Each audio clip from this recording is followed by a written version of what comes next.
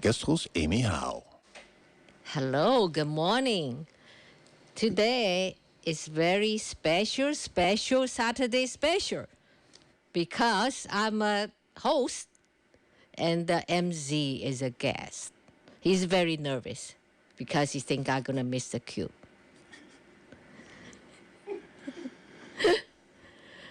I think you're doing just fine, Amy. I think you're doing fantastic so far. And you shouldn't be nervous because, it's a Saturday morning, and a lot of people are probably still asleep. There's probably only 10,000 people listening right now, maybe something like that. So don't get nervous. There's probably not the biggest audience right now. Probably 10,000, 12,000 people listening. Most so of us don't get sleep. nervous. Yeah, that's fine. So what's going on, Dave? Well, right now we are finishing up our Dave Cave sale. I've been out there all week long. Today is the last day to save money. So here's the deal. You buy your Tangy Tangerine at regular price, and that means your Tangy Tangerine tablets, the liquid, original 2.0 or 2.5, doesn't matter.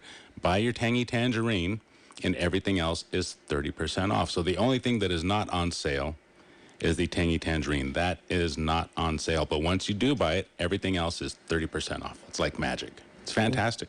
Wow, what a great deal. Yeah. It's a great time to pick up something for yourself or your pets. We even have stuff for your garden. I even have a new product called Pest Be Gone, and this is a waterless shampoo for your dogs. So your dog smells fresh as a daisy. Actually, I don't know what it is. It has some kind of cinnamon smell, but your dog will smell better without having to use water and shampoos. You just spritz this on and just wipe it off, and there you go. Brand new dog. Is it legal to use in humans? I think you could use it on yourself. As a matter of fact, if you leave the cap off, the room smells fantastic.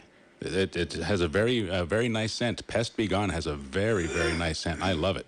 Yeah. I don't use it on myself, but it does have a very nice scent. It's a great deal. It's a great deal. Yeah, absolutely. Especially we survived Friday 13, so today is May 14. Yeah, that's right. So, are you a superstitious person? kind of. Kind of, yeah. Yeah. Is Friday the 13th? But I believe some Friday 13 is good for some people. It's a very lucky day. I was born on Friday the 13th. Wow. 1972. So you're a lucky person. You're born a lucky star. See? So there you go. See? There you go. I've had a very nice life, too. Very blessed. I'm very, very, very lucky person. So for me, it was a good day. Yeah, there you go. All right. So I'm out in the Dave Cave. Fantastic deals until 2 o'clock. And then I will be out of there, so don't miss your opportunity. I will be out at the Dave Cave. We're at 2300 Portola Drive. Checks and cash preferred, no credit cards taken. And if you can't make it down there, be sure to stop by KSCOhealth.com. That's KSCOhealth.com. And you can support the station by buying your products there. Okay? So I'll be out there until 2 o'clock today, every Saturday, 10 till 2. Today is no exception. Stop by, say hi. See you later, Amy. Good morning, a brighter day is here. Good morning, may we bring you cheer. We've got time, we've got tunes, we've got time, tunes, and temperature. Get up and go, it's today, on KSCO Radio. Let's start the show. Today is a special, very, very special edition for the Saturday special because we have an interview with MZ. Me? Yeah. Me? So he's very nervous. This could be a disaster. Good morning, now stay right here on KSCO Radio.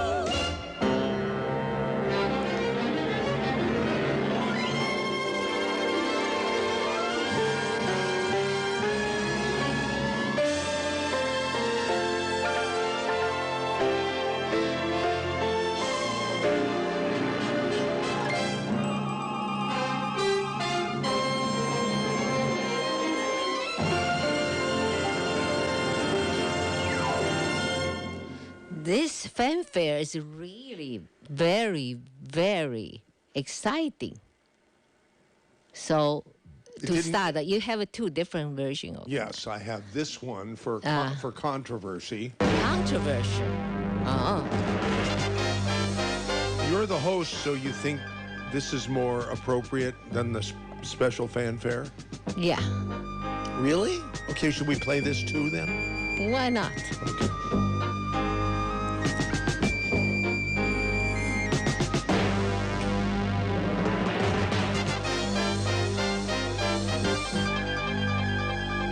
Now I'm really getting nervous. I mean, she's going to ask me some controversial questions. You're in the hot seat. Yes. I don't know. We were talking about...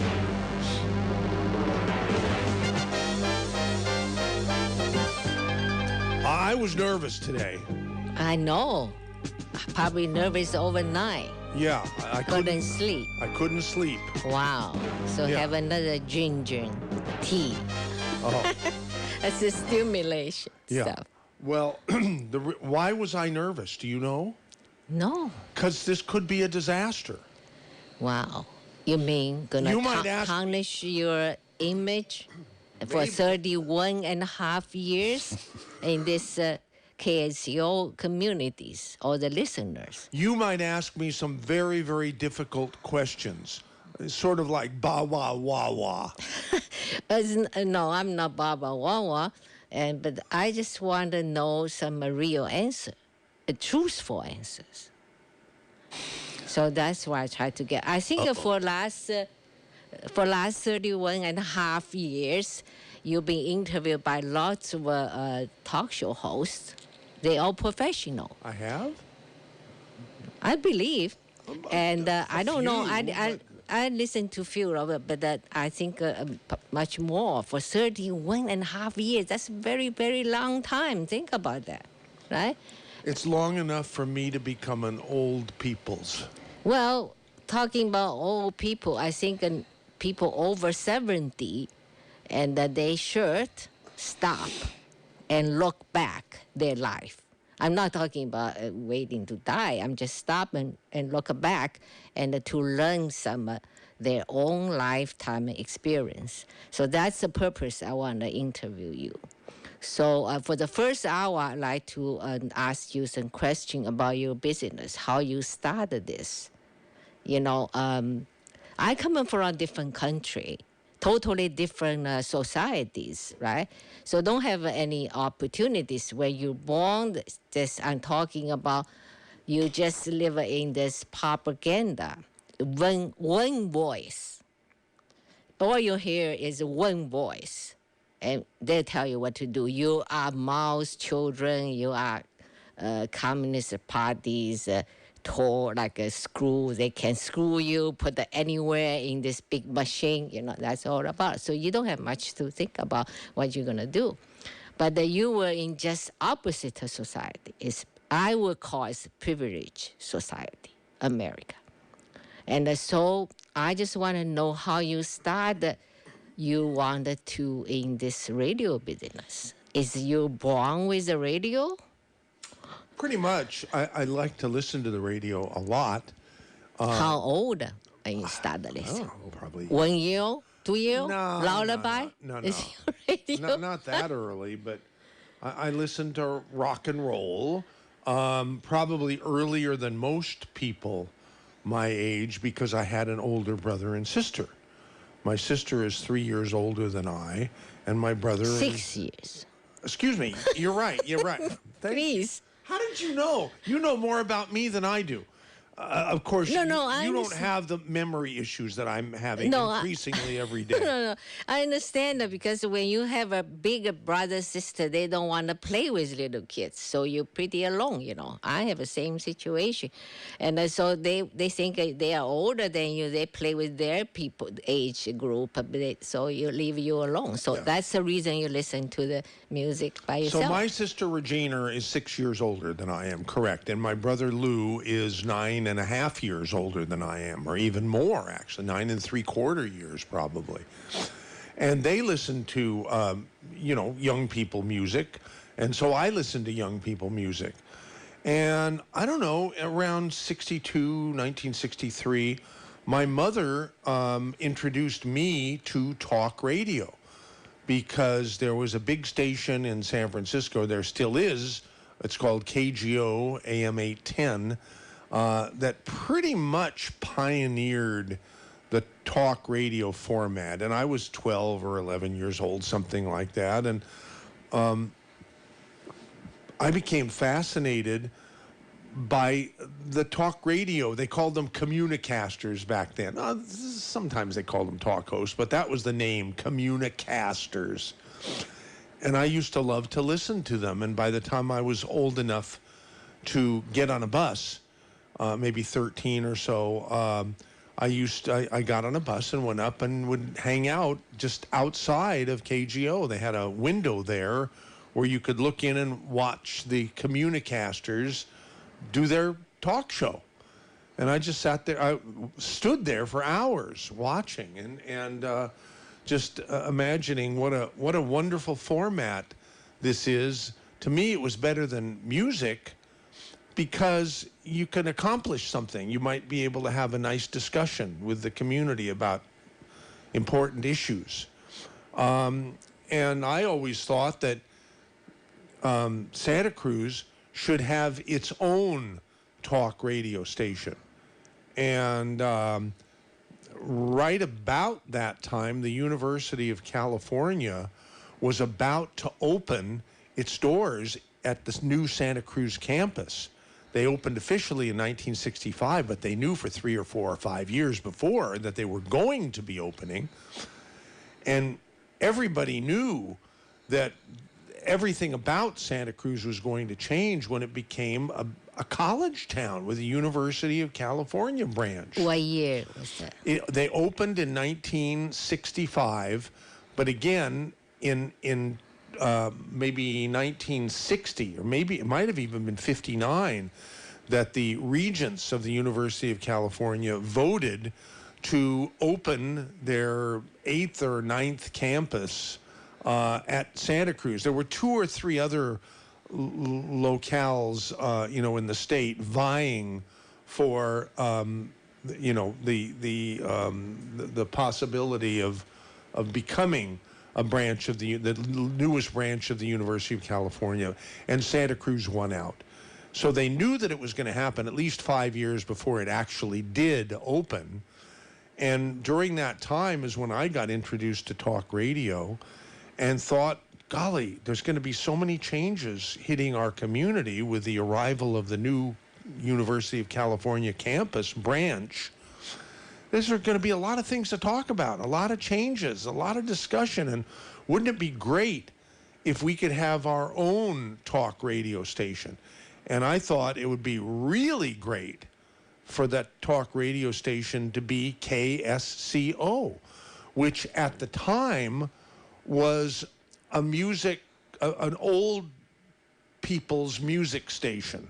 They played Mantovani and, sort of boring, music for people, for retired people. The station always had a huge signal that could be heard, over a far greater distance than the city of license, Santa Cruz. About the time in the 65, 66, when I was in high school, and I got a chance to be on the radio doing a high school radio show at KSCO, this station. It wasn't a talk radio station. Then it was this old people music station. You mean in high school? So how old are you? I was like, for a while I was 13 because I was sort of young. But I was like 14, 15 years old when I was doing Santa Cruz High School on the air. So you like to be not just you say started with music, then you like the talk show. When I found out about talk radio through my mother, who liked to listen to KGO, and I heard her listening to KGO, so I became interested in KGO, and that meant I became interested in talk radio, and felt that, wow, of all communities, this community could use a wonderful talk radio station of its own, like KGO San Francisco. So I'm not born in this country, so I'm not really know about this period, 1960s, and outside the United States, as we know, is we refer to the young people in U.S. as hippies. So it's we know little about that, and so is that everybody's hippie? No. The hippie period is started when to when? I'd say 66, 67. Oh, And so lasting, a few years. I think it's the before- whole world is like a kind of revolution, because the Cultural Revolution also started with 1966. Yeah, but it's different concept. So we had our own cultural revolution with the hippies and the Summer of Love in 1967. Free sex for everyone, and it was just and a lot of good music that was very popular, and some very, very enormously large music festivals like the Monterey Pop, and later on Woodstock. And So you refer the KGO, the talk show. So are they talk about the subject that is about the hippies? This kind of things, or something else? Once in a while, they talked about everything, because there are a lot of things to talk about. And when you're in a community such as Santa Cruz, where there's going to be huge changes coming because of the arrival of a university that was never here before. What a great way to what a great platform for discussion talk radio is. And I thought KSCO should become a talk radio station. And I knew the owner, managing partner / operator of KSCO because of the high school radio show. And I tried to get Mr. Berlin to consider turning KSCO into a talk radio station. And he said, I don't expect you to understand this, Michael, but when you have spent, at that time, 20 years, like from 1947, when the station first opened, until 1967, when I had this discussion with him, or 66, I guess it was almost 20 years. When you've spent 20 years cultivating and growing and nurturing and building an audience, you don't just cast it to the wind and switch formats. So when you were doing the radio in the high school, so from beginning, you said radio just provide you to listen to the favorite music or something. Then you're interested to talk show and to interview people. And to different things. How did that happen? What kind of topicals for the high school radio? Well, we didn't do too much talk radio then. I mean, the show was only a half hour, and it was Wednesday nights from 7:30 to 8 p.m. here on KSCO. So we did a format every week, where we would spend 5 minutes on school news and 3 minutes to play a record that young people like, and some interview some people, some students. Yeah. Always it was mostly interview. It was mostly interview, and we had a regular staff of contributors. It was radio. It was exciting. It wasn't on a station that too many young people listened to, but it was a real radio station with a real signal. So why you found that it's interesting to you? I don't know. I guess it's something like people are interested in sports. I wasn't interested in sports. I was interested in radio. And I had an opportunity to try radio on for size personally through this station. How do you answer the question? Well, how come you got interested in such and such? I don't know. Yeah, not just interest, seems like addicted to, because you want to make this your dream and the career to pursue, So before you you interested in radio, when you're young, you want to be something. Some people say, I want to be a doctor, I want to be a teacher, a ball player, or whatever. I remember KSBW Channel 8 had a program called Fun Club. And when I was probably 6 years old, I had an opportunity to be on Fun Club with Uncle Gary. And I was coached by my sister. She said, when Uncle Gary asks you what you want to be when you grow up, tell him you want to be a blimp driver. So that's what I did. How old are you? Like 6. 6? Maybe 6 years old, maybe even younger. But yeah, I was on television, and he asked, what do you want to be when you grow up, little boy? I want to be a blimp driver. So that you really want to be, I just think is the right answer because your sister told you so. Yeah, I didn't think too much about it, but I knew what a blimp was, and I figured it would be an exciting thing. So I never really wanted to be anything other than a DJ, a disc jockey on radio. Yeah, I think from a very early age. I think one time you explained to me, why you want to be DJ, because you say, well, it's good job, but you can listen to play the music and also make money. So what a wonderful things. So basically you were thinking, That's true. You're thinking and you want to do something you love. Right. You like it, not like most of people, you found a job and then you do it because you have to. You had to do it, then later you had to support the family, all the obligations, like you had to do it. So lots of people, then they become a doctor, they become a lawyer, they become a teacher, whatever.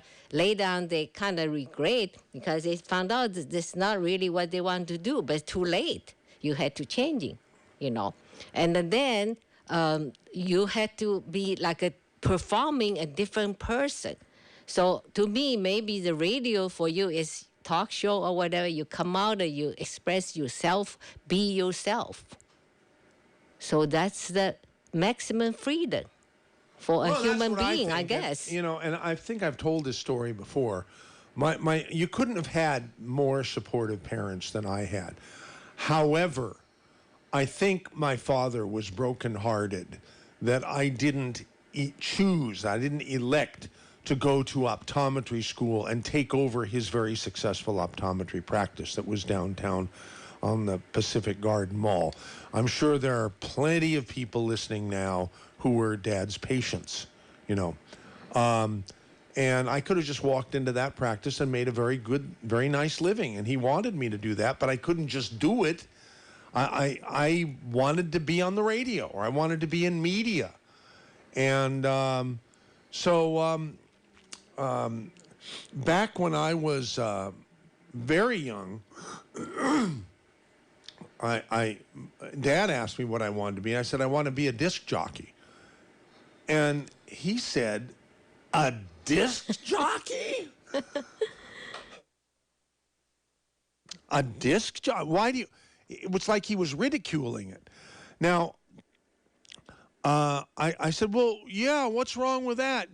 You enjoy your job and you get paid money for having fun. So that's what you've heard me say in the past, I guess. So, and he said, don't you want to be able to have a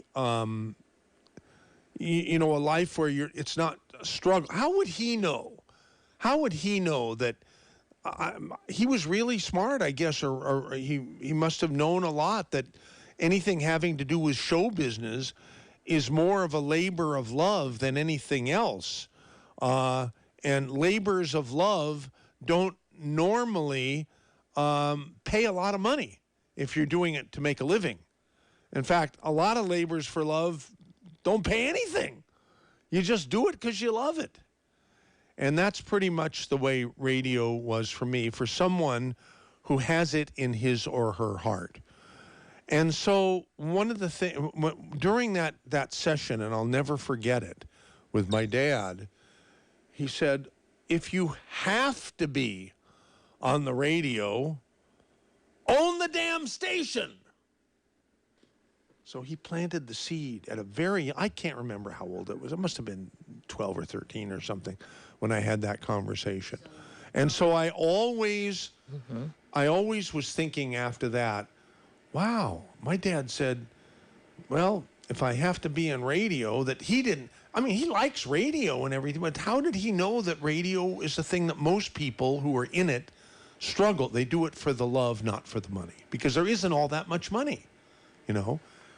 What was a surprise to me is that, 25 years, quarter of a century later, at least after we had that discussion, when I finally did have the opportunity to, for real, become a radio station owner, that even when you're the owner, it's tough to make money because it's show business.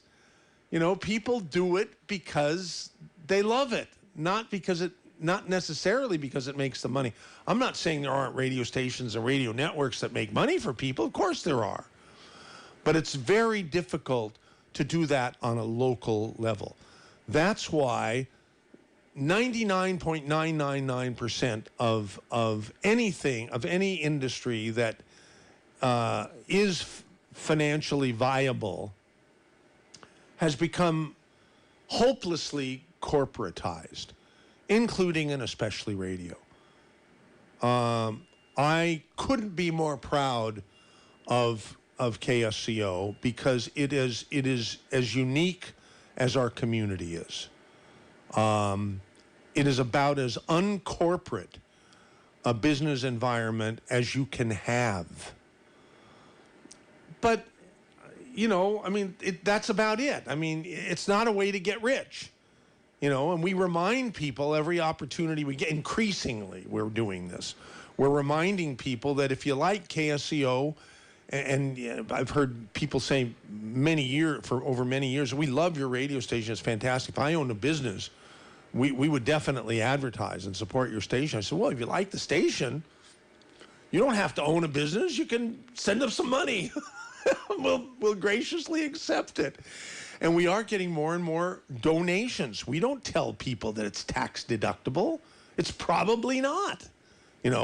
If you are a business and you want to advertise your business and have us help you grow it, then it's definitely deductible. I mean, you're an accountant. Am I saying anything wrong? No. Yeah, but if you don't have a business and you want to donate to something, the something better be an official government-sanctioned not-for-profit business.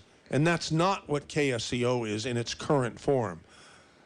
I've actually been thinking a lot lately about creating a not-for-profit entity and assigning the KSCO broadcast licenses, the 2 AMs and the 3 FM translators, to that not-for-profit entity so that anybody can make donations and have it unquestionably be tax deductible, including enormous tax donations, like from big tech companies who think nothing of $100,000 or $500,000 or $1 million donations. I'm not holding my breath that if we do that many high-tech companies, we have developed a reputation here at KSCO for being the conservative radio station in the liberal town. And I think that's wrong, but it doesn't matter what I think. What matters is the perception. What do you think? No, I think let's go back a little bit, okay? Let's conclude this interview. Because I want to know it takes how long for you to own the station. That story is. How long? Yeah, you say you were 12 years old. Your father told you if you wanted to, you own the station.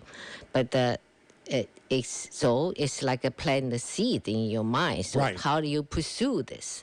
Okay. I finished my tenure here as a host of the high school radio show in early 1967. In fact, I remember the date, January 4th, 1967. I thought we had been done the best Santa Cruz High on the air radio show we had ever done. And Mr. Berlin, the boss, the managing partner of the station, stormed into the room when we were just finishing and said, "Zwerling, you're through." And I said, "Why? We did such a good show." "Because you made a fart noise on KSCO. People, I've told this story 1,000 times. I don't want to bore people, but right then he fired me, and he didn't, because he didn't like something that he had heard. He thought it was offensive to the audience, and maybe it was. And right then and there, I decided at 8 o'clock in the evening, January 4th, 1967, that I would someday own this radio station and do talk radio that I thought the station should be doing. And it took 24 years because it wasn't until February 1st, 1991, after I was like 39 years old, I guess, after I had become a fairly successful real estate broker and small-time little developer, and made some money, and was able to buy the AM station and the real estate that the AM station sat on. Yeah, and that was February 1st, 1991. 1991. After a career in television, in cable television, from 1973 for almost a year, I was in charge of producing and hosting a 30-minute nightly television news feature program on the cable TV channel here. And I've told people want to see what that. I have an old video of that I put up on a YouTube channel many years ago. So if you go to YouTube and then ZBS Boss, ZBSBOSS, you can see a bunch of my old videos, including when I was an anchor on a cable television nightly news show. So I never got media out of my blood as much as I tried. I learned about real estate, and, under all is the land. And my uncle, my mother's brother, took me under his wing and showed me, taught me all about real estate, investing and developing. I didn't do much development, but I did a tiny little bit. But I did a lot of investing, and I did a lot of handling of transactions for clients, both buyers and sellers. So my question is, why you think media, and especially radio, is more attractive to you than anything else? That's how you're doing. Because I had a good face for radio. Radio, you don't have to see the face. Right. Like TV, yes. Right. I had a good face for radio. So what's the real reasons? So you think like a talk show, you be a talk show host, you have a radio station, so you can express yourself freely. The main reason is I had been thrown off the air in January 1st, 1967, after doing what I thought, and all of us thought, was the best high school radio show we had ever done. So I figured, heck, I can't be fired. I can't, if I own the radio station. And I could, if I want to do a talk show, I'll do a talk show. I don't have to worry about someone not liking the talk show and throwing me out. That happened 2 or 3 other times, by the way. Yeah, so, I mean, I know you love free speech, and you wanted to express yourself freely. So you think through that talk show form, you can more, like you come out there, you just talk, you just say what you wanted to say and be yourself. You don't have to perform and to play certain role. Like some people told me, they said that like you become a doctor, so you had to say doctor supposed to say. You're a teacher, you had to say what teacher's supposed to say. But for that talk show host, you can say whatever you want. That's why you choose that. Part of it, I guess, at heart, I'm a lazy person, and lazy people don't like to prepare for anything. And so that's why I like the Saturday special. I just show up and do it. So when you started Saturday special? Oh, wow. I think it was actually 2 or 3 years before I owned the station. The people who had bought the station from Mr. Berlin and the McPherson family, who were fabulous, great people, because I made up with Vernon a few years after he threw me out.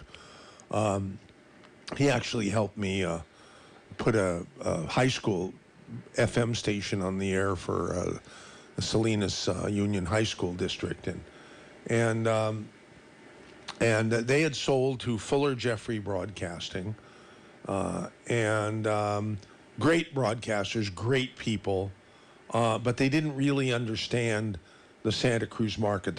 You know this story because I've told you. The first thing they did, their first official act, when they, as owners of KSCO in 1986, was to throw morning chimes with Pastor Roy Kraft from Twin Lakes Baptist Church off the air.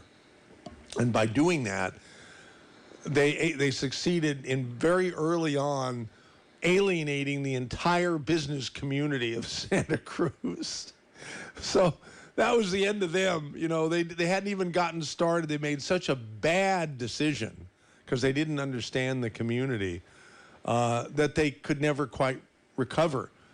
And 5 years later, they ended up selling KSCO AM, FM, and the real estate. They sold the AM and the real estate to me. They sold the FM to a very wealthy man named Sumner Redstone from the famous. What's wrong with my brain? You know Sumner Redstone from. I haven't met him. I haven't heard that name. Well, he's dead now, but he wasn't. You know, back then he was still alive, and it'll come to me, and somebody will call and. Sumner Redstone of. So let's go back a little bit, the big pictures. So you were born in the 1950s. So in your age group of people, and when you're in love with radio station, that people like 60s, 70s, what in the society in America, what a percentage of people would listen to the radio, especially talk show? God. 90% of that time? Not 90% talk show, but 90% for sure people listen to the so radio. So it's like your age group of people now, they still live and still listen to radio. That's what they grow up with. Right? Not like right now, the new generation, they grow with the computer, you know, the internet. So they don't even know what is the radio. It's true. You know, people, when I first bought KSCO in 1991, if you were 30 years old or younger, you hadn't even heard of AM radio. Now, if you're 30 years or younger, you haven't even heard of radio at all. You've heard of podcasting, right? So anyhow, ask some more questions. Am I answering you? Yeah, you answer. We just review what the whole business. So when you after you own the radio station, and during this 31 and a half years, so what is the most interesting, exciting, or memorable moments for you? I know it's a lot, but what's the most? It's impossible. Just name one. It's impossible. It's a wrong question? No, it's impossible. There are so many. I mean, the extra controversial programs that we have. You know, my volume has only been half of what it should be for all this time. Yeah, now you want me to take it down, David? Is it put it up? It's okay now. Now it's okay. All right. Yeah. My brains are just deteriorating by the Also- minute. Well, leave Amy at the controls. Give her. All right. Okay. All right. Let's see. There was one particularly memorable. There were lots of them, but right now I'm thinking of. I think it was April of 1995. We had our afternoon drive program. It wasn't called Flight 1080 back then. I forget what it was called. Maybe it was Good Afternoon Monterey Bay, I think. So we always had Good Morning Monterey Bay and never changed that. But let's say it was Good Afternoon Monterey Bay. And that was during the time when the Mara building in Oklahoma City was bombed. Do you remember that? Yes. Big talk radio topic, obviously, right? And so we decided that we would interview people from the what do you call that? Not military. What do you call it when the Citizens Brigades, Citizens Brigade for FEMA? No, not FEMA. The Citizens Military. Remember, I said this could be a disaster. Civilian This is- Corps. No. Help me out, I'll check. audience. Call in. What am I trying to say? Citizens Brigade of the militant, of the military. They weren't really military people, but they were self-made. Militia. Militia, that's Militia. the word. Way to go, Dave. But do you understand how I'm depressing myself? Because that's a very easy word. I shouldn't have had to struggle for that word. And I'm only 70 and a half years old, and every minute I'm finding myself having to struggle more and more for stupid things like that. As do I. And I'm 20 years younger. But that words you not use very often, so so don't get. Well, you're too very ex- kind. Okay, so we interviewed people from the Citizens Militia. Okay? And KSFO in San Francisco, which by that time had become a sister station to KGO, not as powerful, only 5,000 watts instead of 50,000, I think. But they they were on the air as a conservative, politically charged radio station. And KGO was, some people will disagree with me, but I've always thought, when I started paying attention to politics, that KGO was a very liberal-centric radio station. Very, very popular, very, very successful for many years, the most successful news talk radio station in the country. But even KSFO thought it was too much of a hot potato to interview Citizens Militia people.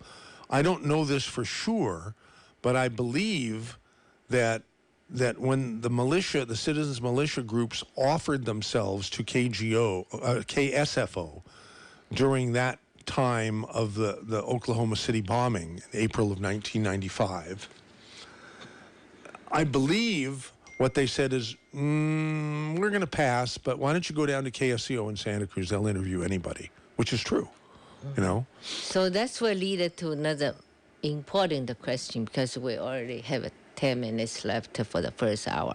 And how you can keep your station still is voice for everybody. Just do it. And this is very important, the principle of this freedom speech. And but then not at this point, at this date, not many TV or online meeting to do things like that, to keep it independent. So how do you do that? To keep it independent. Yeah, and be the platform for every voice. That's not easy. No, it is very easy for us. And I'll answer the question again with 3 words. Just do it. Just do it. We don't censor people. If we encourage all points of view to be discussed on our platform. We do. So what about some people coming, they took advantage of that and to say something and which was wrong? Give me an example. I mean, like extreme, Give me an example. like a hate crime. Like a hate, you mean like people Yeah. calling up and Yeah. advocating killing the Jews or killing the blacks or something? Is that what Whatever. you're talking about? That's right. So you Well- still let them talk? Do we still let them talk? We do have limits, and let's I know see, certain when it was words you cannot say, but I'm talking about 2018, we were tested, and someone asked me that question. They said, "Is there?" In fact, I think it was a reporter from the Good Times who was interviewing me about the limits of free speech and when does free speech become hate speech and when should you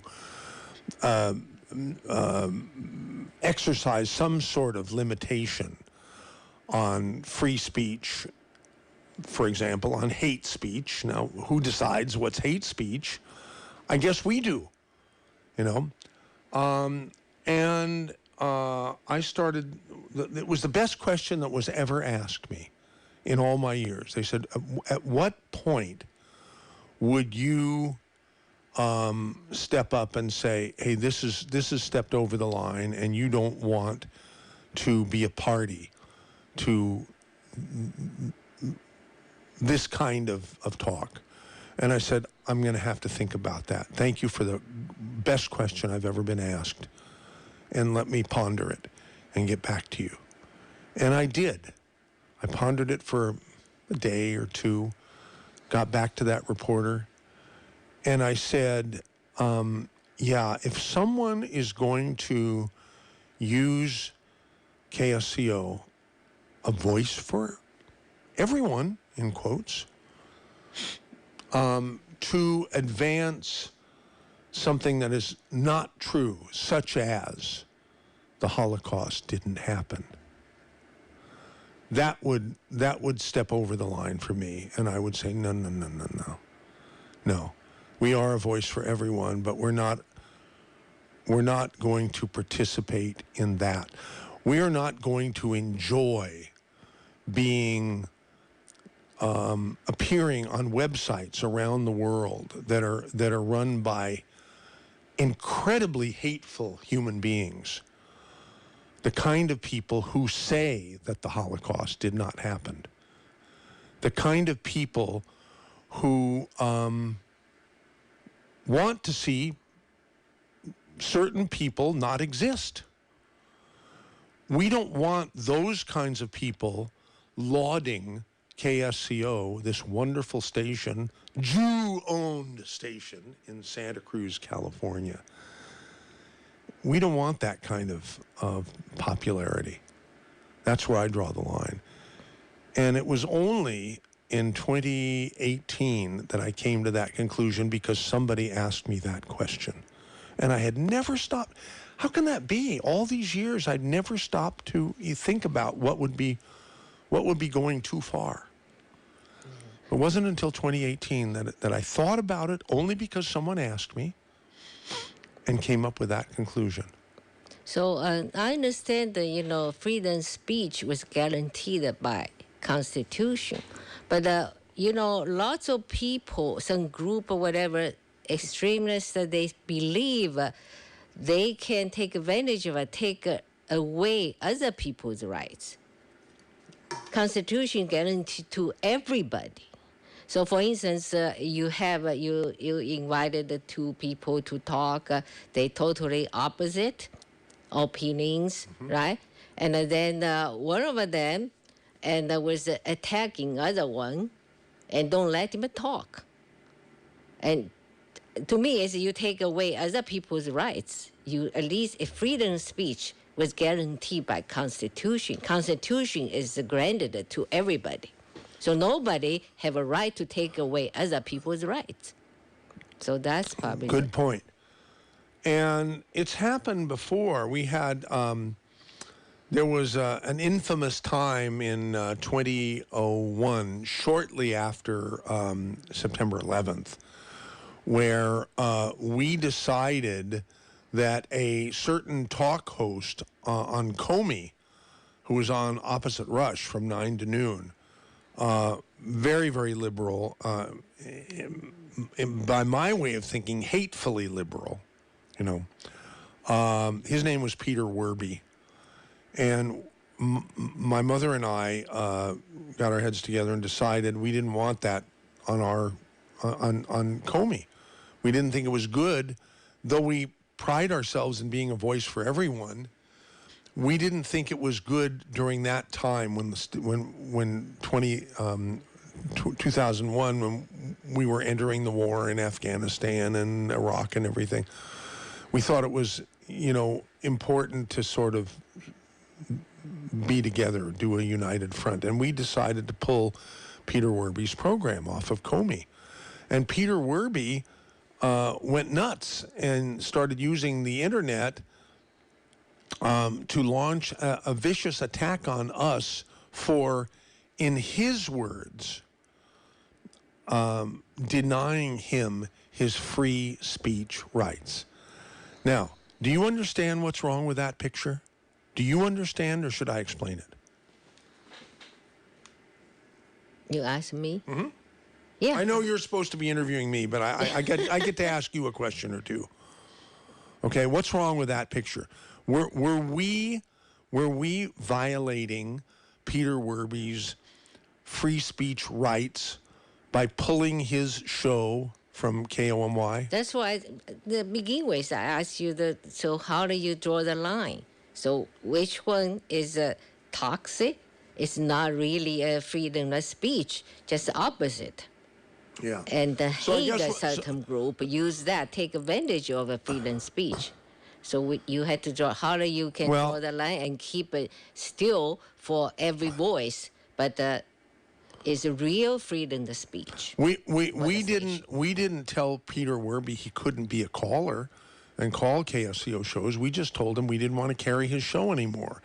And he claimed that by doing that, we were depriving him of his free, constitutional guaranteed freedom of speech. To this day, people do not understand that does not apply, and we'll have to explain that next hour Yeah. here, because I think we're coming up We'll on the top of continue the next hour. You want to do this legal ID KSCO Santa Cruz? No, I don't. Today will be sunny with a high near 82. Light and variable winds becoming north-northwest, 8 to 13 miles per hour this afternoon. Tonight, increasing clouds with a low of 48. Sunday, mostly high, sunny, high near 76. On the seas, there is a small craft advisory in effect through this evening, and there will be one in effect on Sunday morning throughout Sunday evening. Today, west winds 5 to 10 knots, increasing to 15 to 25 knots, with gusts up to 35 knots this afternoon. Wind waves 4 to 5 feet. KSCO News Talk Time, 11:06. And now, back to Hour 2 of the Saturday Special with today's guest host, Amy Howe. Oh, hello, darling. I hate to hang up on you, but I'm sorry, baby, but I have to go. It's time for that wonderful record show. I'd love to visit, but you'll have to call back. KSCO has the inside track. Welcome back to the second hour special interview with MZ.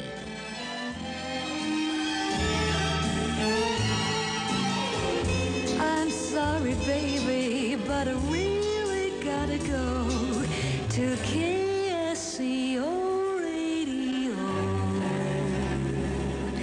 Bye. Welcome back. I just been notified have lots of people want the callers. Just a couple, actually. Couple. Okay, and more coming, I guess. And we do have time for answer the call. Probably we're going to leave 30 minutes. So right now we're just continuing the interview. Okay, great. Yeah. So you're telling the callers, if you're on hold, don't expect to be taken for at least a half an hour, but you will be taken. Yes. Is that right? Yes. Okay, good. Just thank you for the patience. Okay. Okay. So let's conclude the first phase of interview. I just wondering, MZ, how you evaluated KSCO? Because I'm talking about the value is people will think of what's the tangible value or intangible value. So I'm talking about when you have a 31 and a half years, the station, and what do you think? What kind of effect to the communities? How they serve the communities? What is the real value of the KSCO? Wow. What a question. You're asking someone who's very biased. I like to think that KSCO has been a very valuable asset to the community, and I believe that callers would believe the same. We have a lot of callers who are what we call regular callers. So to me, that means they believe very strongly in the value of KSCO. I don't want to put, words in their mouths.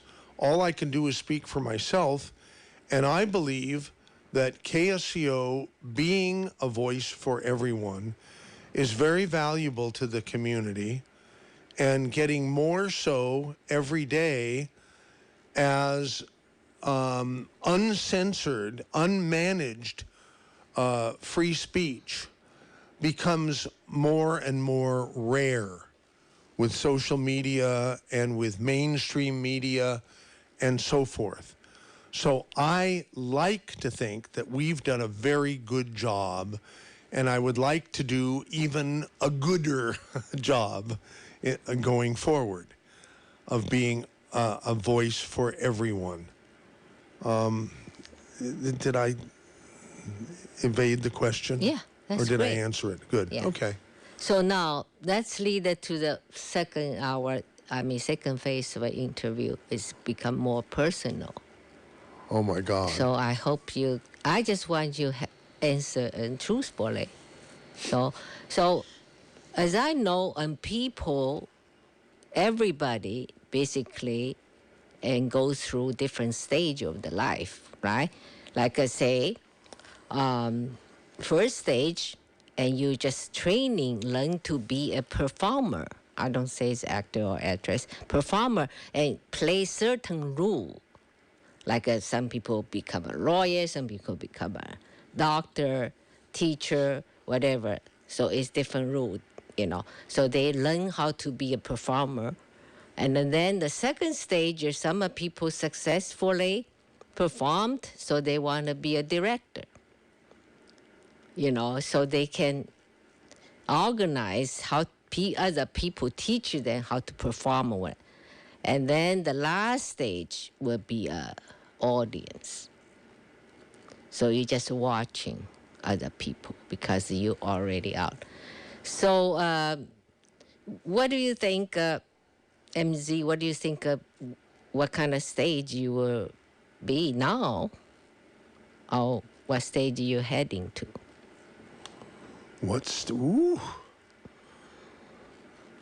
I've never been asked questions like that. I don't know. I'm just a go with the flow person. Wherever I'm supposed to be is where I will flow. I don't try to manage anything. Sure, I have ideas that, I'd like to, I'd like to do this someday. People have heard me when they hear me, my feeble attempts at singing on the radio. You know, and I'd say that, oh, I wasted my life because I never learned how to play music, right? I'd love to learn how to strum the guitar. I've been saying it for years, and every time I say it, people send me emails saying, hey, MZ, here's who you should contact. Or sometimes there's somebody on the line right now who's actually offered to teach me how to strum the guitar. And the weeks and months and years go by, and I shoot my mouth off about wasting my life, and I don't do anything about it. So I'm just a king procrastinator. I just am. I don't make plans. I shoot my mouth off about things that I'd like to do, and some I get around to doing, and some I don't. I'm not going to stress over not achieving something that I wanted to achieve. If it's that important to me, like owning a talk radio station, and specifically KSCO, because it's in my hometown, then I'll work harder toward achieving that goal.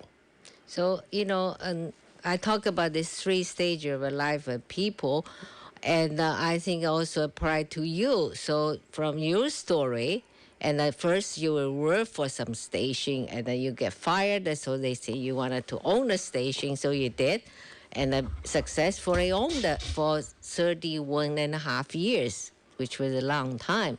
It's a successful story, and still keep the principle of freedom of speech, provided to the community. Also, there are lots of good for the community, I would say, right? So what's your plan? I understand that you, KSCO and radio business is your identity, it's your ID, right? You accepted that? Yeah. I don't know. Yeah, I do. Yeah. So you're going to do that forever? I'd like to step aside and pass the baton to someone else who has my dreams and goals, who's younger. I'd like to do that. So you think because the industrial changing, technology changing, everything else, the audience changing, and the new generations in playing different thing, and so you believe KSCO as a radio station, how do you keep the legacy? Carry to next generation or whatever in the future. I guess we just keep doing what we've been doing in that regard. We're talking For about present. we're talking about programming, and we have older people who are going to kick off one of these days, like I will, and we have younger people who presumably will have more time to extend the legacy or continue it. Now, to be honest with you, maybe is not very happy questions, maybe sad questions. You think a radio business still gonna survive in the future? I think, yeah. Or gonna be finished? Yeah, Forever? No. I mean, No, just like to this day, when television first came on the scene, they predicted the end of movie theaters. Well, guess what? The movie theaters are still operating. They're recovering from COVID like most businesses are right now, but they're still existing, and TV didn't kill them. And nothing's going to kill radio, I don't think. I think there will always be a need for people to be able to receive free broadcasts over the air in their car radios or their portable radios or so forth. Yes, the audience will be declining and moving towards other platforms. I think every single day KSCO gets more listeners online through our apps and through our tune-in applications and other radio programming and station aggregators, they call them. and probably fewer people listening over the air in the traditional way. But I think it's a long, long time before broadcast licenses, either television or radio, will be of no value. How about like a newspaper? So who would read a newspaper? Paper. Mostly old people's. Yeah, how many people write a letter? Writing a letter. I think. And mail it. Yeah. I see. Yeah, not too many, but some. So you would, next 10 years, 20 years, 30 years, will be nobody ever do that anymore. Well, I think talk radio will morph, will adapt as it needs to podcasting. And the one thing that's missing in podcasting to this day is the live factor.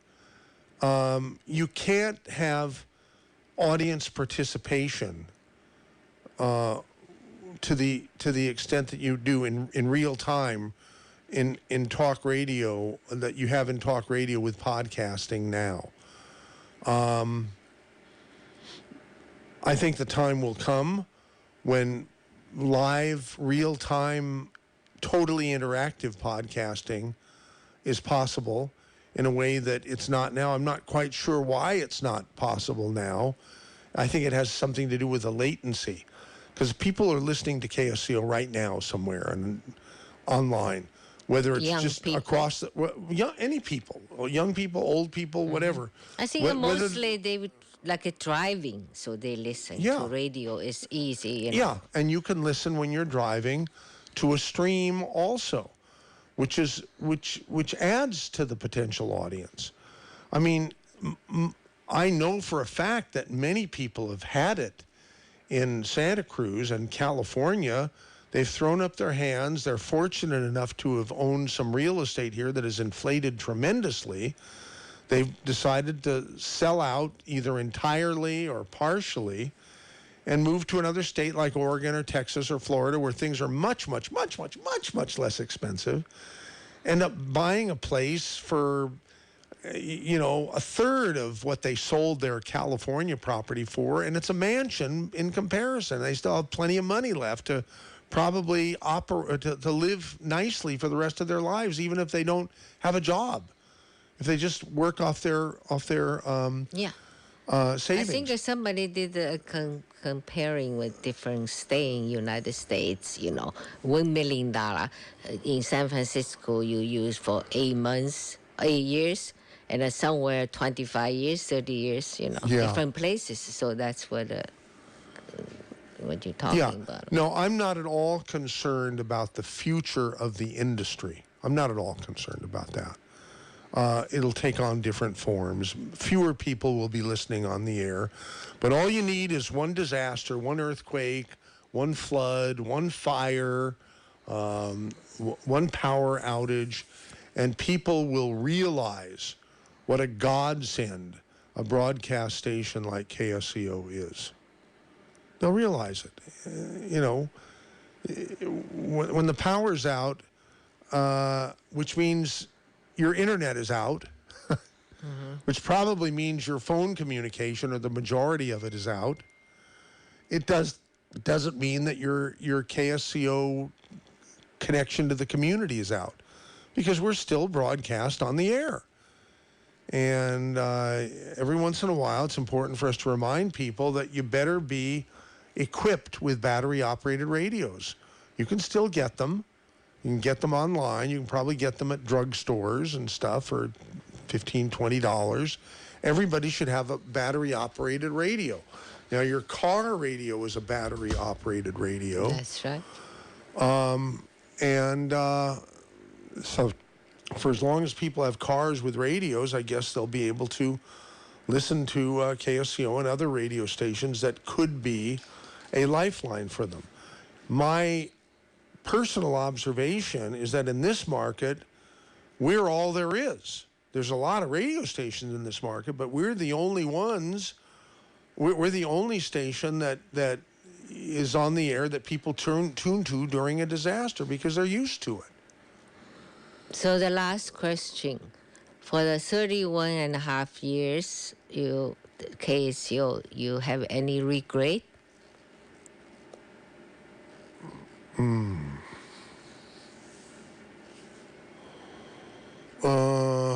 Regrets, I have few, remember? The song. But too few to mention. That's My Way. That's My Way. That's Frank Sinatra. right. Yeah. I have to think about it. I'm sure I do, but So you don't want to talk about it? No, it's not that I don't want to. I want to answer the question honestly, but I need time to think about it. And if you bring it up again before the end of the show, maybe I'll be able to give you something. Few regrets. Yeah, maybe more. But than not just that. So you look back your life, 71 years, and so if you say that I'm not regret, so that's great life. Oh, don't you no. think? Oh, for as far as the life is concerned, Yeah. I thought So you were talking about. you I know- thought you were asking about KSCO. I'm talking about KSCO. You balances it, compare with all the aggravations, sadness, or whatever things. Way more, and way then more joy. Way more Happiness. joy. Way more joy and happiness. So what the percentage In my you would life. think? 95% joy and happiness. And To own the KSCO. Yeah. To work Yeah. with the people KSCO. Yeah, absolutely. That's great. Absolutely. That's great. Okay. That's And the last I question. have to think about some regrets. Maybe there are no regrets. I That's might have done great. things differently looking back, but it's still not a regret. Like I regret that I didn't learn, that it wasn't more important for me to learn how to play music than try to feebly sing, Because so many people can play music and sing and write music. I think that's amazing. And I think the world of those kinds of people. So you think your American dream is materialized? Oh, absolutely. I mean, it's accomplished, you think? sure. Everything you Sure. wanted to. No, incredibly blessed. Incredibly blessed That's with great. good people, good fortune, just good friends, good relatives. No, I mean, So that make you a happy man. Sure. So you are a happy man. Absolutely. I mean, That's when great. we talk about regrets, they're minimal, like hardly, they're not even worth talking about. They're so ridiculous. I mean, Yeah. that's why maybe I shouldn't even try to rack my brains during the rest of the program to think of any regrets, because there aren't any serious ones, that's for sure. I'm not supposed to be interviewing you, but do you have any regret? Yes, few. Anyway, so I think your listeners, they listen you for 31 and a half years, so maybe more, and they know you more than I do. So now is the time for them to talk about it. Any question for Okay, you? should we just go on the order that Yes. they were? Okay, I'm just going to press the button here that says take next, and that'll put Randall in Pacific Grove on. I think he wants to talk about sins. I think he means censorship, but Censor. yeah. So let's put Randall on. Randall, you're on KSCO. Oh, you say Randall, you're on KSCO. Hi, Randall. You are on KSCO. Hello. Hello, Good morning. Randy. Okay, I'm not as local or as long a listener as most other people, so I may not have as much skin in the game. But I've called Rush Limbaugh, Larry Elder, Michael Savage of the Savage Nation, KSFO regularly.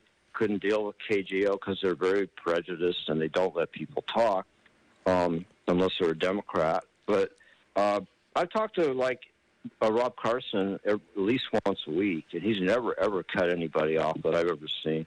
He's very patient. He listens.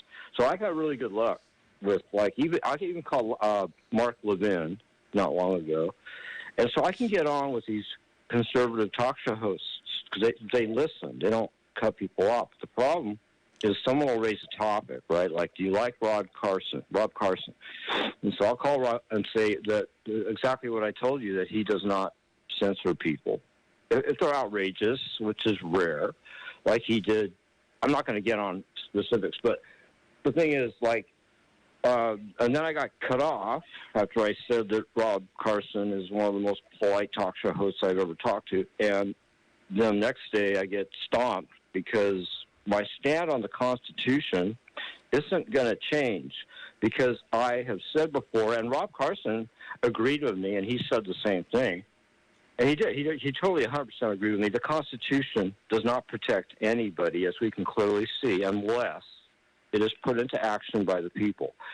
When it's not enforced, it's useless, absolutely useless, and we're all in great danger because it is not being practiced by the American people. I have a thing about censorship I want to comment on, but I'm just saying that this topic is being avoided by KSCO. I don't know why. Rod Carson totally agreed with what I said, that the Constitution cannot protect us if it's not utilized by enforcement. Because these attacks on these justices' houses by these violent protesters who are saying Ruth sent us, which is macabre and repulsive, and they don't want to touch this issue. So if you want, I could talk with you about it, or you could answer off the air. It's up to you. But why would KSCO have such a phobia about this topic where the Constitution cannot protect us unless it's enforced? I mean, every single talk show host has cut me off and stomped me for it. You're talking about KSCO hosts, obviously. Oh, yes, Yeah. they don't want to touch this issue, but I haven't heard any other talk show hosts disagree with me. The conservative talk show hosts wouldn't be able to conceive of why anybody would disagree with what I said, even to the point of getting mad about it and irate about it, which Amy, I can't understand. what do you that think? at No, all. I don't know. You be Pacific.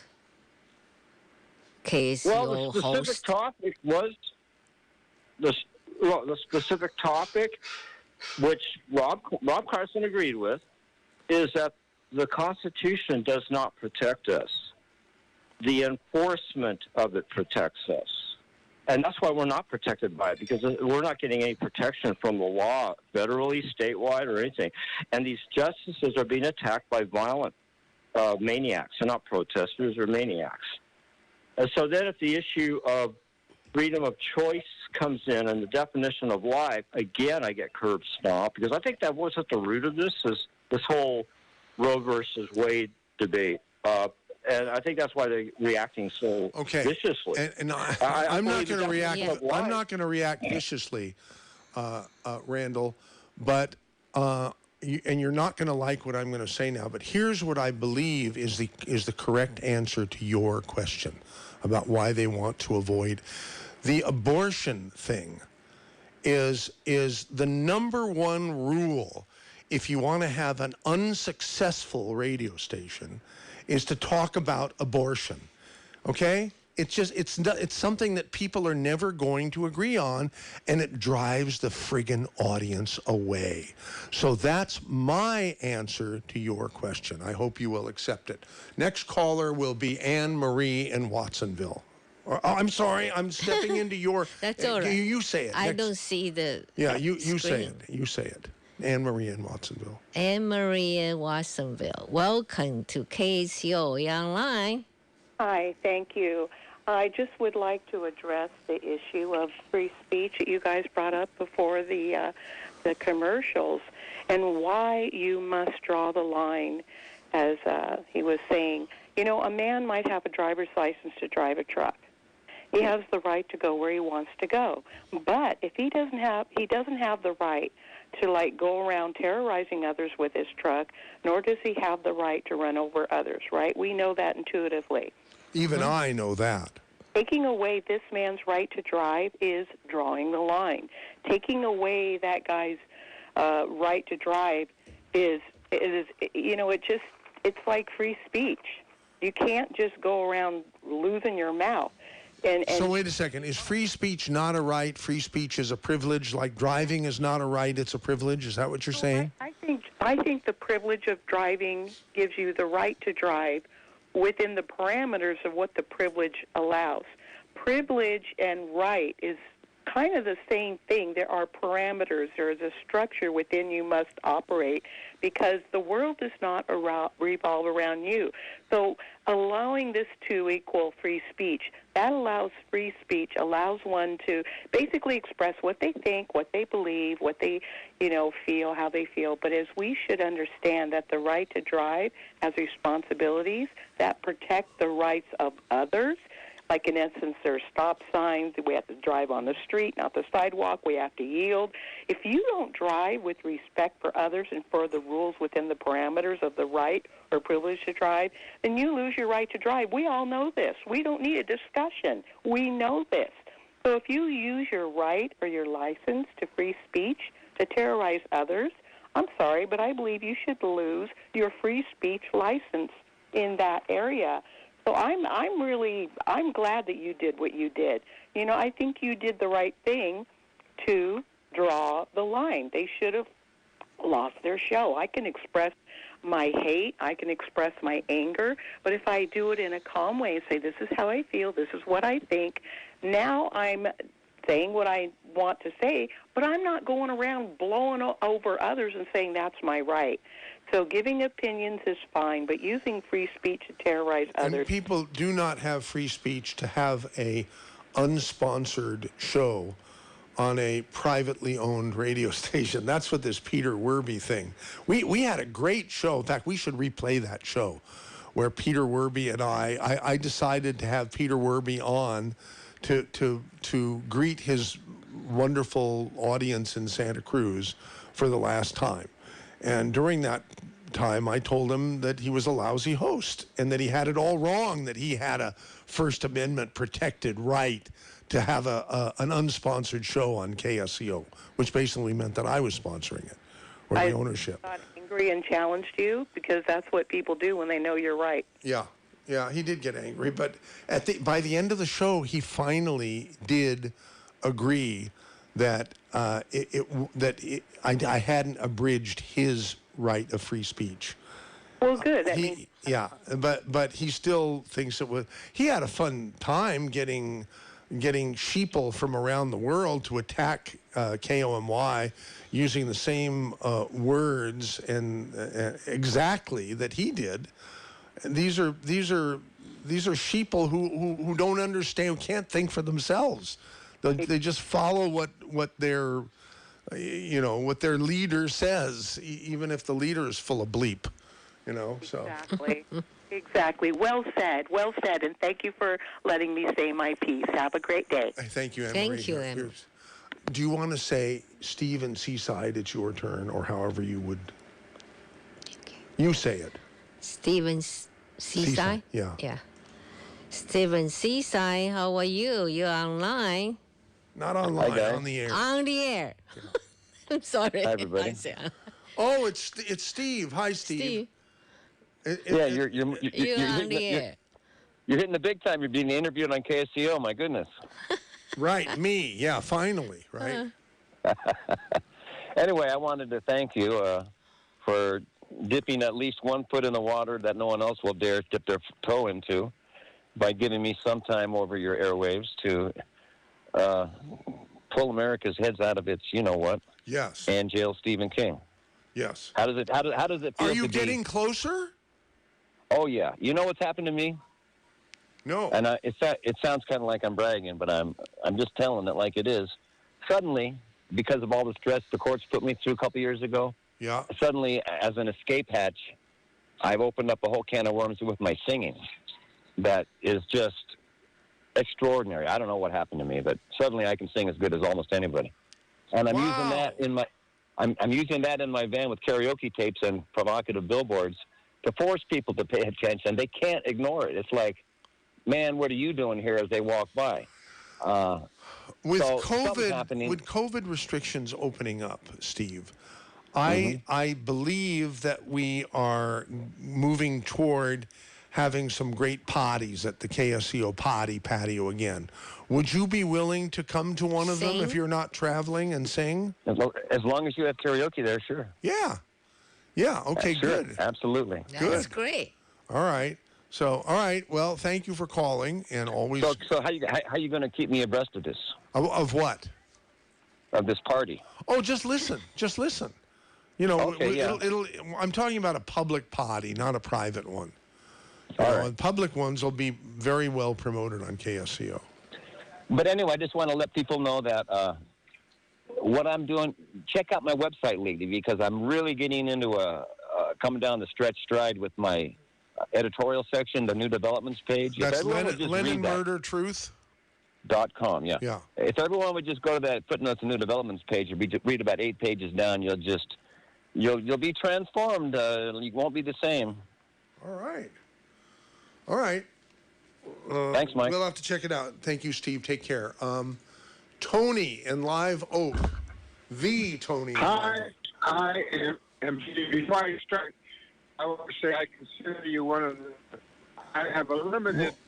Your phone is. If you could speak right into the phone, because Okay, it's very hard to listen to, Tony. I don't know why. I'm in my car right now on your parking lot. Oh, can you much hear me? better. Yes, now we can hear you. Which Tony? Okay. That one. Wait. Tony, who should be married to everyone. Hi, That Tony. How are you, Tony? Very good. Thank you, Amy.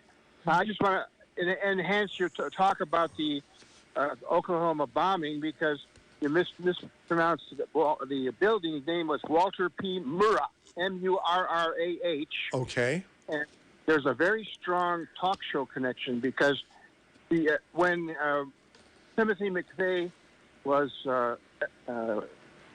executed, his girlfriend noticed that he was still breathing after he was executed. So she said to some reporters afterward, "I didn't know that people could still breathe after they died." And this recording was played by the most famous broadcaster, he's primetime talk show host. Everybody loved this guy, and he played it every single day since the explosion.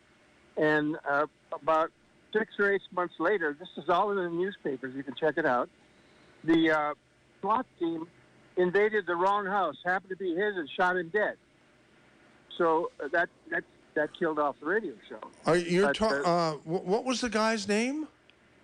I don't know, but you could find out very easily. KSD was the most beloved talk show host for 20 years in Oklahoma. We don't have to know that now, but I'd like to say that I consider you one of the top 5 erudite people in the country in terms of being able to express exactly what you think, and you're quick on your feet. And about 6 months ago... Even though I struggle with words increasingly. What's happened, Tony? Tony's gone. I am gone? Well, I can you hear were you. gone. Now we hear you again. I'm sorry. I'm speaking right into the hole at the bottom of my iPhone. So, anyway, you had a great program on that proves everything I'm saying about you being quick on the update. There was I don't know if it was a Saturday special or not, but it sounded like a black guy and 2 other people you were talking. Very, very interesting conversation about race and a race on the radio. Do you remember that? Somebody put that on recently in the last couple of months. Just last week, we had Ray Taliaferro meets Kay Zwerling. Are you talking about last week? Yeah, well, I liked him until I heard your show. He's probably a good jazz musician. But let's get on this other thing. You had some talk show hosts, a black talk show host. I know you had Governor Brown as a talk show host, but you put on one show here in the last few months that proved that you're the sharpest brains on the radio, because you were so quick in reaction to the things that were saying. And the black guy was also very quick, so it was a very nice duel. And there were 2 other people in the audio, in the station, in the radio, in the whatever it was, that were talking also. It was a very, very enjoyable show, and I wish I could hear that again. And I wish I could. Maybe someone who's listening can jog my memory. Do you remember, Amy? What Tony is talking about? He says in the last couple of months. We played it was a replay of a it had to be at least 10 years old. I see. I don't know anything. Maybe it was Rob Roberts meets David Corsi. I think that's what it was. It could have been, but he was black. Was he a black guy? One black guy and one white guy. Yeah. And you too. And I was in there. Yeah, I was the Okay, Saturday. listen. How about some karaoke to end the show? Okay. Really? Well, Yes, sir. Yes, I sir. love, but we do have someone named Alan who's up next. We don't have any other calls, and unless we get some other calls, maybe I will do a karaoke. Maybe. Please, You're gonna please do. sing No Regrets? Everybody. I'll sing. Stay away. waiting. Someone used to ask me, "Would you do me a favor and sing Far, Far Away?" Okay, bye, a good- Amy. Bye, Amy. Bye. Thank you, Tony. Okay, here's Alan in Santa Cruz. Alan, you're on. Hey, MZ, I know a great vocal teacher. And you know her too, but I don't know if it's cool to mention over the air.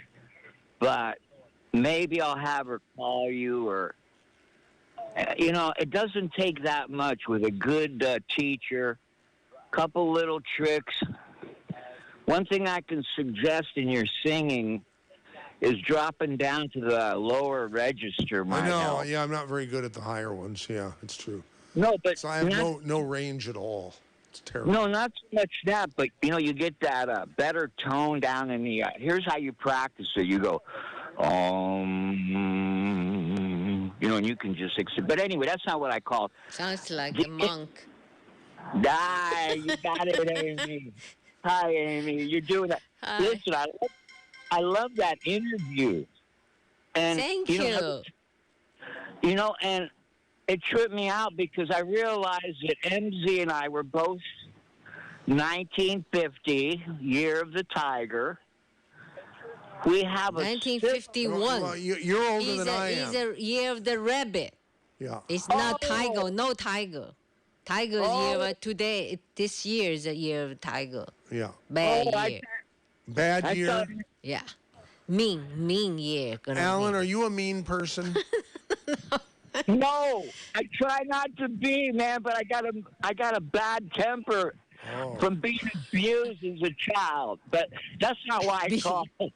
Listen, the thing that was cool is our dads were the same.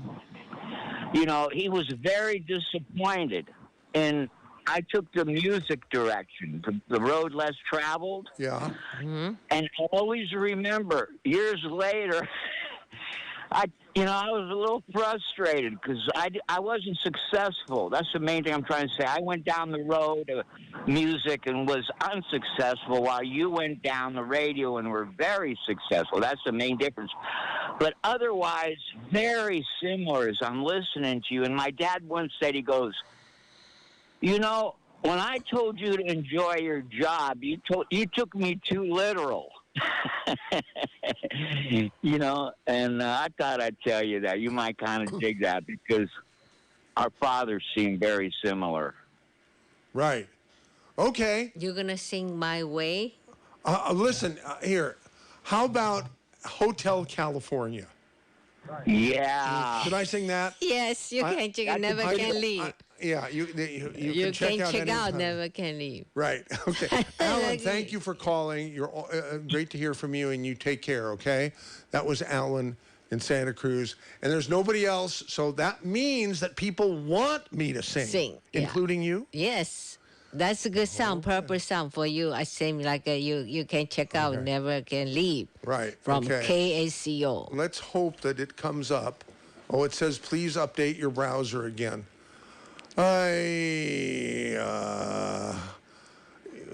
You host. You say some things, and I'll figure out talking? how. Keep on talking while I. So figure I out. think that's a very good song. You can check out, never can leave.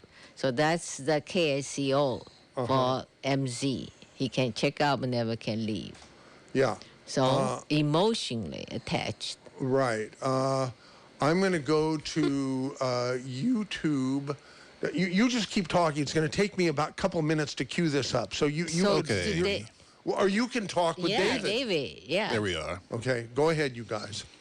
So David, you have any question for MZ? For MZ. Yeah, I do. I Yeah. want to kind of throw a softball question, but it's a good question, and I would like to know what makes him tick. What motivates and allows MZ to rise above, his personal problems. Everybody has personal problems, but whatever it is that challenges that he faces, and what is it that gets him over the edge and into the groove of what he does every week and elsewhere? Yeah, very good question. I was asking you. I only half heard that. Yes. If it's addressed to me, because I'm trying to find Hotel California. We'll we have write to that update down. this damn browser. I talk about this every week and nothing. Today, this issue, this Saturday special is about you. We interview you, so we have all the questions addressed to you. So you had to answer, right? But I know you are looking for that. But I think that's my question. Because I think when I first met him, I was wondering about and how he be a happy man all the time. Lots of people not very happy. What is that secret? Yeah, So what's the secret? Well, when he comes, gets done with that, we'll find out. We will find out. Yes, indeed. What's the secret? Drinking lots of ginger tea? No. Ginger lemon tea? I don't think we can do this unless I do it in the tinny sounding iPhone. No. Well, we can try it. Why you cannot do it? You guys just get. What do you want to ask again? I want to sing. Why you a happy man? Because you think singing will make you happy. Yeah, and I so only why don't discovered make that other people happy? Because other And people, not make me happy. other people hate my singing, and it makes them want to turn off the radio. YouTube. I'm sure the same would be true of me and most other folks. So. Wow. Okay. YouTube. You guys do the show. We will. Just We will. you do, but don't include me. I have All to right. figure out how to get So, this up. Okay. I'm going to ask a question, maybe perhaps of Amy. Yeah, sure. Would you like to answer a question? Yes, All right. I answer. Okay. I can answer for him, but I yes, can't answer because for I know myself. your perspective is unique. You come from another country and an entirely different culture and system. And, how did you make I'm going to say, escape and emigrate to this country? And when did that happen? Yeah, that's a long story for sure. Well, we I got a would few say. minutes. Yes, I've got a few minutes I can talk about. I think I did talk about it several times in Yeah, but not China not on the, Watch. Not that's China Watch. But yeah. This is, So this is basically, I Saturday lived in special. China for 30 years. So it's a long time because, and then somehow in China, I never be a lucky person. I'm talking about lucky survivor. I just I can't survive. You found it? I think I found it. Okay, so you go ahead. So I mind don't if want to we- repeat. Yes. You Not don't at have all. much time. Not at all. We Okay, talk about me. I think we've got it here. So that Great.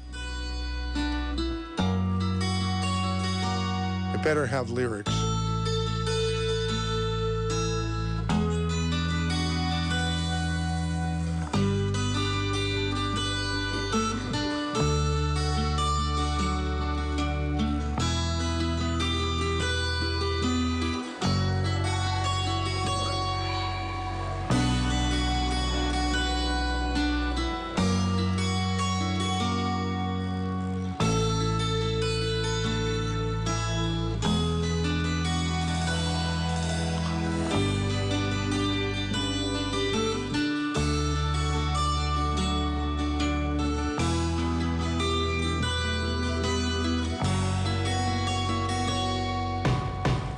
On a dark desert highway, cool wind in my hair, warm smell of colitas rising up through the air. Up ahead in the distance, I saw a shimmering light. My head grew heavy and my sight grew dim. I had to stop for the night. There she stood in the doorway. I heard the mission bell, And I was thinking to myself, this could be heaven or this could be hell. Then she lit up a candle and she showed me the way. There were voices down the corridor. I thought I heard them say, welcome to the Hotel California. Such a lovely place, such a lovely face. Many a room at the Hotel California. Any time of year, you can find it here. Her mind is Tiffany twisted. She got the Mercedes Benz. She got a lot of pretty, pretty boys that she calls friends. How they dance in the courtyard, sweet summer sweat. Some dance to remember, some dance to forget. So I called up the captain, please bring me my wine. He said, we haven't had that spirit here since 1969. And still those voices are calling from far away. Wake you up in the middle of the night just to hear them say, welcome to the Hotel California. Such a lovely place, such a lovely face. They're living it up at the Hotel California. What a nice surprise. Bring your alibis. Mirrors on the ceiling, the pink champagne on ice. And she said, we are all just prisoners here of our own device. And in the master's chambers, they gathered for the feast. They stab it with their steely knives, but they just can't kill the beast. Last thing I remember, I was running for the door. I had to find the passage back to the place I was before. Relax, said the night man, we are programmed to receive. You can check out anytime you like, but you can never leave.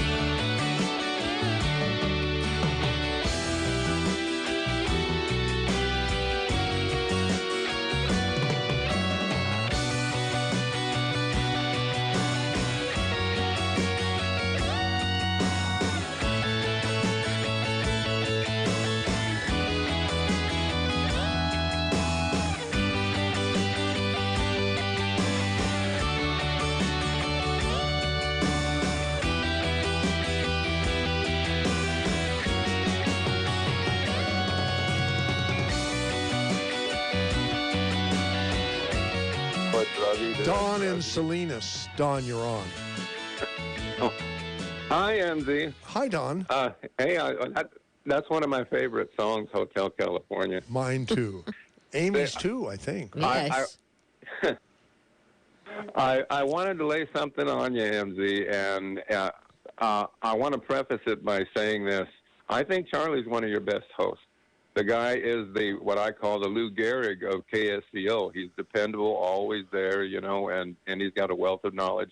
But I think he's been living in a vacuum way too long out there at his house.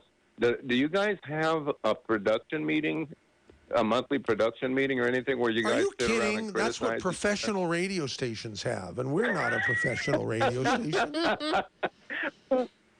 Well, Charlie is way out there right now. I don't know if you've been listening to his show, but if a caller disagrees with him, he'll accuse them of spreading disinformation. He's shutting them down. He will not engage in debate, and I think he's somebody needs to bring Charlie in. He's way out there, and somebody. Do you needs think to reel Charlie him in needs a coming to Jesus meeting? Yeah. What is it? What you know when a guy's a druggie and they all his family gets together and says you're a druggie. What do they call that? An interference or something like that? Oh, intervention. An intervention. Yeah. Intervention. Yeah. Charlie needs an intervention. I don't think he even realizes what's going on. Well, you could be right, but then you could be wrong. Yeah, and remember, I like Charlie. I'm not saying this criticism of him, but I've You're worked saying outside it out sales of tough most of my love life. that Charlie may require an intervention. Intervention. Well, or Jesus what I'm saying meeting. is, yeah, I've done outside sales most of my life. Where I've been independent, and there's times when my tether has gone way out there, and I've had to get reeled in. That's why you have production meetings to set people straight on what's going on with them. Well, yeah, but it wouldn't be cool in front of others. That should be a private coming to Jesus meeting, don't you think? Maybe between Rosie and Charlie, because Rosie's the program director here. Yeah, Rosie's the program director. Well, if she wants to do it like that, I like meetings because then everyone can knock each other in the head. Oh, yeah, well, you're doing you this. could be right Everybody about that. can... Yeah, I don't think you are wrong. But guess what, Don, we're at the end of the show. I want to thank you for being the last caller. You're always a great caller, but thank you so much for being the last caller today. Hey, wait a minute. There's no, that's all, folks. It wasn't loaded. It's not there. It just has Saturday Special Promo Measure D. There's nothing that says that's all, folks. So I'll have to do it. That's all, folks. That's it.